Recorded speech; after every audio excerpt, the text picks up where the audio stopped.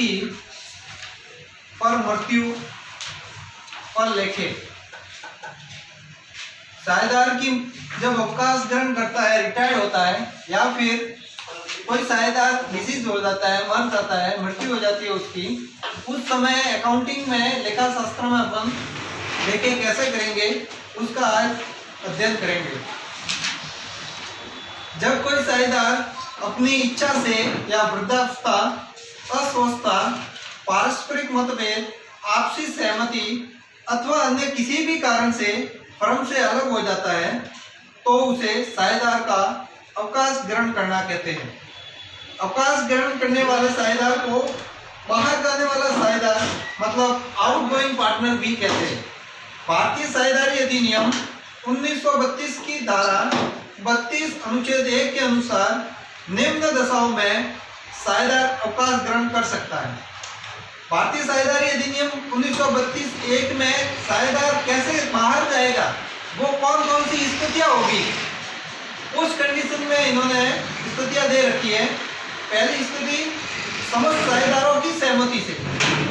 यदि सभी साझेदार सहमत हैं तो कोई भी साझेदार अपनी साझेदारी फर्म से बाहर निकल सकता है स्वेच्छा से। दूसरा है, साझेदारों के मध्य हुए स्पष्ट ठहराव के अनुसार।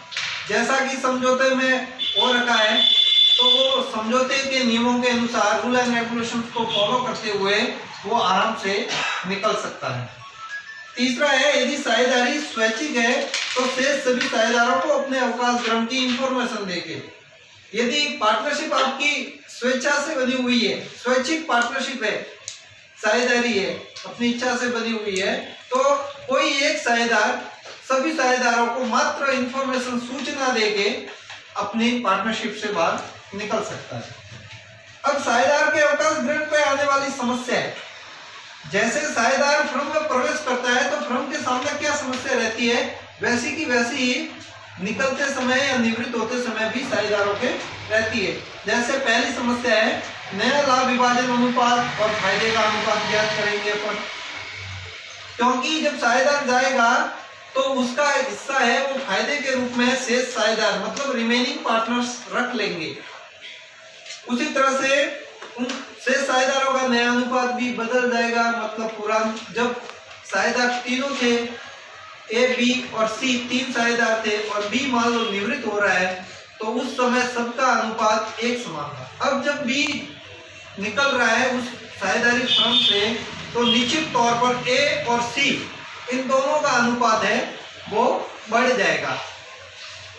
दूसरी समस्या आती है ख्याति का समायोजन, गुडविल का एडजस्टमेंट कैसे करेंगे। तीसरा है संपत्ति और दायित्वों का रिवैल्यूएशन करना, एसेट्स एंड लायबिलिटीज रिवैल्यूएशन कैसे होगी। संचित लाभों अथवा हानियों का विभाजन, रिजर्व एंड सरप्लस पड़ा है या P&L पड़ा है तो उसका क्या करोगे आप। संयुक्त जीवन बीमा पॉलिसी, जॉइंट लाइफ पॉलिसी का एडजस्टमेंट करना पड़ेगा। साथ में अवकाश ग्रहण करने वाले साझेदार को दी जाने वाली राशि का भी निर्धारण करना पड़ेगा। और पूंजी का समायोजन और जाने वाले व्यक्ति के उत्तराधिकारी, यदि मृत्यु हो रही है किसी साझेदार की तो उसके उत्तराधिकारी को कितनी राशि देनी है, कैसे देनी है, वो सारा अपन देखेंगे। नंबरिकल क्वेश्चन अपन देखते हैं तो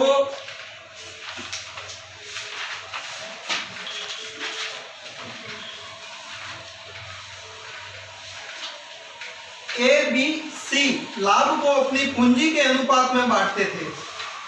31 मार्च 17 को उनका बैलेंस शीट इस प्रकार से था। लाइबिलिटी साइड में क्रेडिटर्स है 6000, ईपीएफ एम्प्लॉयमेंट प्रोविडेंट फंड 900 रुपए, ए की कैपिटल 16000, बी की कैपिटल 12000 और सी की 8000 और कंटीजेंसी रिजर्व है वो 9000 पड़ा है। इस तरह से बैलेंस शीट 51900 लाइबिलिटी शो हो रही है। Cash at bank 5500, sundry debtors 5000, उसमें से लेस प्रोविजन 100 रुपए तो 4900 रहा। Stock 8000, plant and machinery 8500, factory land and building 25000। इस तरह से 51900 की बैलेंस शीट है। अतिरिक्त सूचनाओं की ओर ध्यान दें तो बी अवकाश ग्रहण करता है। बी है वो रिटायरमेंट हो रहा है पार्टनरशिप फर्म में से और यह निर्णय लिया गया कि फर्म द्वारा बी को देय राशि निर्धारित करने से पहले संपत्तियों और दायित्वों में निम्न समायोजन किए जाए। जब बी जा रहा है तो निश्चित तौर पे उसने काम किया था, और काम किया है तो फर्म की संपत्ति और दायित्व में उसका हिस्सा है, तो वो निर्धारण करने के लिए अपन रिवैल्यूएशन करेंगे प्रत्येक संपत्ति और दायित्व का।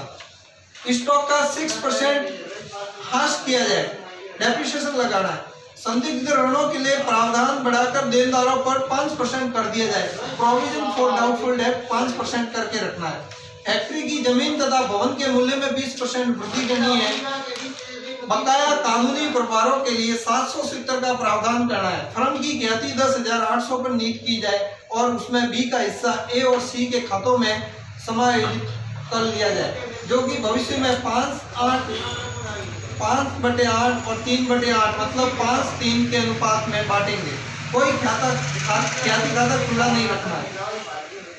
नेक्स्ट है नव गठित फर्म की कुल पूंजी 28,000 नियुक्त की जाए और समायोजनों के लिए ए तथा सी के खातों में प्रविष्टियां करने के बाद उनके बीच में 5-3 के अनुपात में बांट दी जाए, अर्थात यथास्थिति शेष साझेदारों को अपेक्षित राशि नकद दे दी जाए या उन द्वारा लाई जाए।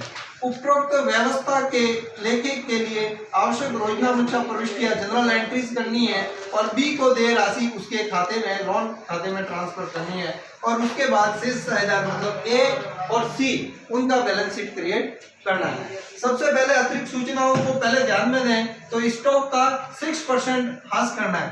संपत्ति और दायित्व का रिवैल्यूएशन ज्ञात करना है। संपत्ति और दायित्व का रिवैल्यूएशन ज्ञात करना है तो पहली मद है स्टॉक का 6% डेप्रिसिएशन। स्टॉक अपने पास 8,000 है, 8,000 पे 6% वो आपको यहाँ पे डेबिट साइड में करना है। इससे क्या हो रहा है, रिवैल्यूएशन आपको हानि हो रही है या एक्सपेंसेस मान सकते हैं आप। स्टॉक 6%, 8,000 का 6% कितना हुआ 480 रुपए। ठीक है, 480 रुपए आपको ये लगाने हैं। संदिग्ध ऋणों के लिए प्रावधान बढ़ाकर देनदारों पर 5% कर देने हैं। 5% क्योंकि 100 रुपए पहले से पीबीडी बना हुआ है, पीबीडी पहले से 100 रुपए बना हुआ है और अभी जो आपके पीबीडी बना है वो देनदारों पे 5%, 5,000 पे 5% होता है आपके 250 रुपए, जबकि पहले से 100 रुपए बना हुआ है तो आपका जो रिमेनिंग पीबीडी है वो 150 रुपए ही रहा है। तो to provision for bad debt डाल देना आपको।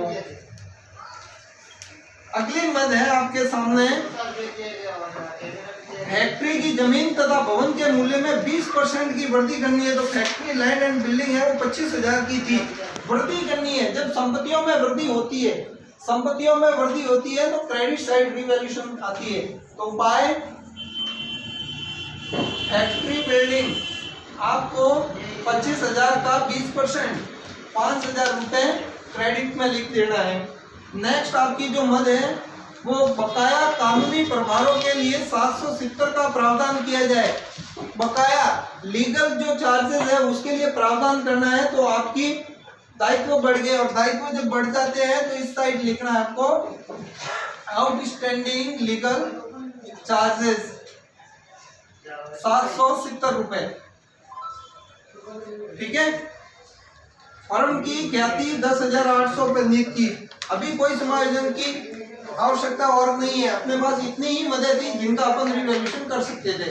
अब अपन रिवैल्यूएशन को आगे बढ़ाते हुए टोटल ग्रांड टोटल कर लेंगे। क्रेडिट साइड की 5,000 रुपए आ रहा है, यहाँ भी 5,000 लिखें तो ये आपके हो गया प्रॉफिट। और रिवैल्यूएशन पर प्रॉफिट है क्योंकि क्रेडिट से ज्यादा है, डेबिट कम है, रिवैल्यूएशन प्रॉफिट है।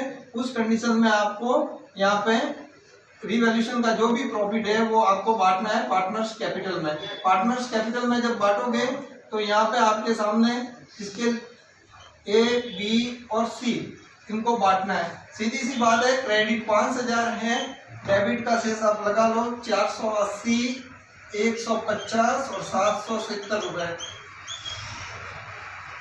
13 और 0 2 8 4 12 और 1,400 रुपये। 1,400 5,000 में से 1,400 जाते हैं तो आपके पास प्रॉफिट बचेगा 3,600 रुपये मात्र। 3,600 को इन सभी साझेदारों में, चूंकि रिवैल्यूएशन किसकी देन है? इन सभी साझेदारों, पुराने साझेदारों की देन है। इसलिए इस रीवैल्यूएशन में 3600 को पुराने साझेदारों में उनके पुराने अनुपात में बांट देना है। इनका जो अनुपात इन्होंने बोला है वो पूंजी अनुपात है। अब पूंजी अनुपात क्या होता है? इनकी जो पूंजी लगी हुई है वो उसके अनुसार बांटना है। तो पूंजी अनुपात इनका है 16,000, 12,000 और 8,000। इस तरह से 4 से काट देंगे अपन तो 2, 3 और 4। इनका पूंजी अनुपात 4, 3, 2। 4, 3, 2 में इस 3600 को बांटेंगे अपन। 4, 3, 2 तो 9 हो गया। 9 का भाग दिया 4 बार, 4 × 4 1600 रुपए। इसके आगे हिस्से में 1200 इसके और 800 इसके। इस तरह से इसके 3600 रुपए टोटल प्रॉफिट है वो डिस्ट्रीब्यूशन हो चुका है। ठीक है, अब अपन आगे बढ़ेंगे पार्टनर कैपिटल अकाउंट की ओर। Partner capital account, partner capital account, partner capital account आपके सामने परफॉर्मा बना हुआ है। आपको सबसे पहले इनकी ओपनिंग कैपिटल लिखनी है बाय बैलेंस बीडी के रूप में और क्रेडिट साइड। ठीक है, इनकी क्रेडिट है 16,000, 12,000 और 8,000। इसी तरह से ये जो रीवैल्यूएशन का प्रॉफिट हुआ है उसको अपन यहाँ पे लिख लेंगे by revaluation profit. Revaluation profit, revaluation का प्रॉफिट है वो आपका 1600, 1200 और 800। इसी तरह से कोई यदि आपके पास रिजर्व पड़ा है, यदि कोई रिजर्व वगैरह है तो वो आप बांट सकते हो, नहीं है तो कोई दिक्कत नहीं है। अब अपन चलेंगे फर्म की गुडविल। फर्म की गुडविल है वो 10,800 की है। फर्म की गुडविल 10,800 की है। अपन वर्किंग नोट 1 में बताते हैं इसको। फर्म की गुडविल, फर्म की गुडविल 10,800 है। अब जाने वाले का हिस्सा कितना है? जाने वाला अपना कौन है? बी। और बी कितने के लिए था? बी था अपने पूंजी अनुपात में 3 हिस्से के लिए, तीसरे हिस्से के लिए। अब तीसरे हिस्से के लिए बी था तो बी का हिस्सा कितना बनता है? 3/9। 3/9, 9 से काट दो, 1 बार, 2 बार और इस तरह से हो गया 3600 रुपए गुडविल के रूप में बी को मिलने चाहिए। बी की गुडविल, बीस गुडविल, बी की गुडविल है वो 3600 रुपए। अब चूंकि बी का गुडविल में हिस्सा 3600 रुपए बन रहा है तो ये कौन वहन करेंगे? रिमेनिंग पार्टनर, शेष साझेदार इस गुडविल को दे के भेजेंगे, बी को दे के भेजेंगे। ए और